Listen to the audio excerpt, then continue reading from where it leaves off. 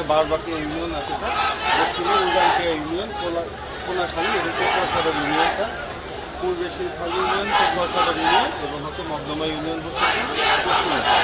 Sir এখানে sir মোট আয়তন হচ্ছে 18। ওই মাইলস্টোনটা কবে? 2002 সালে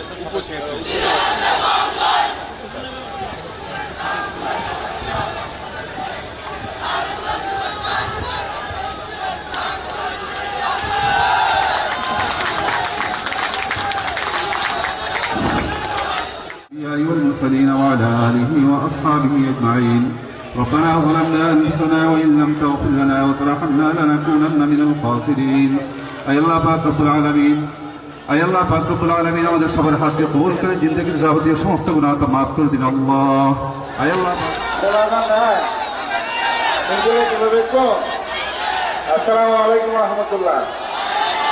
বর্ষা বাদলের মধ্যে জনসভার কথা নোয়াছিল আর জায়গা জায়গা রাস্তা রাস্তায় দেখুন হাজার হাজার লক্ষ লক্ষ জনলেরে দেখা করছি মাননীয় প্রধানমন্ত্রী দেখা হইয়ে ইয়ার শুক্রিয়া। যেহেতু ইয়ার ঘরও এই বর্ষাবাদল বিধান মধ্যে ওনারা এখানে একত্রিত, ইয়ার ঘরও এই বর্ষাবাদল বিধান মধ্যে ওনারা এখানে একত্রিত হইয়া তারা মাননীয় প্রধানমন্ত্রীর ঘর চাই কেরালা হতা হইও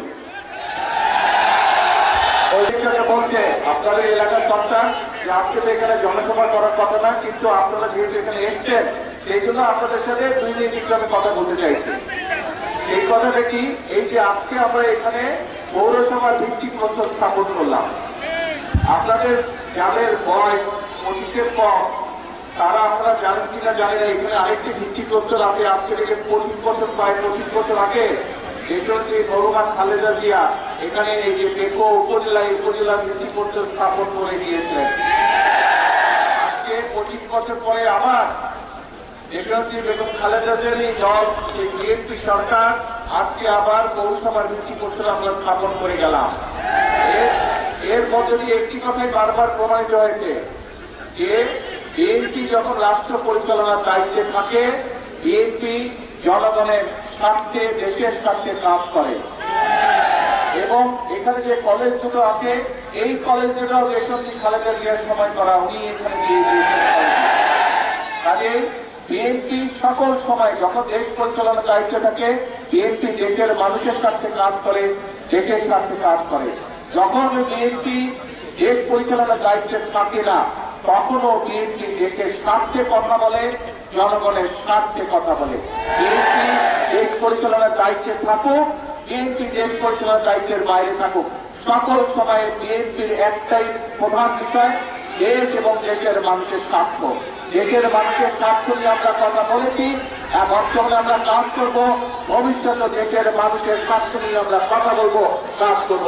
এটি আমাদের প্রতিজ্ঞা, এটি আমাদের একমাত্র লক্ষ্য, এটি আমাদের একমাত্র। আজকে কিন্তু এখানে জনসভার আমাদের কোনো অনুষ্ঠান নেই। এইখানে জনসভা ইনশাল্লাহ বহু বছর আগে আমি করেছিলাম, সন্ধ্যার সময় হাঁস মুরগি গরু ছাগল আমরা বিতরণ করেছিলাম এখানে। ইনশাল্লাহ ভবিষ্যতে ইনশাল্লাহ আপনাদের এখানে মাঠে আসবো, আপনাদের সাথে কথা বলবো, এখানে আমরা ইনশাল্লাহ বিশাল জনসভা করবো। সেই পর্যন্ত আল্লাহ হাফেজ।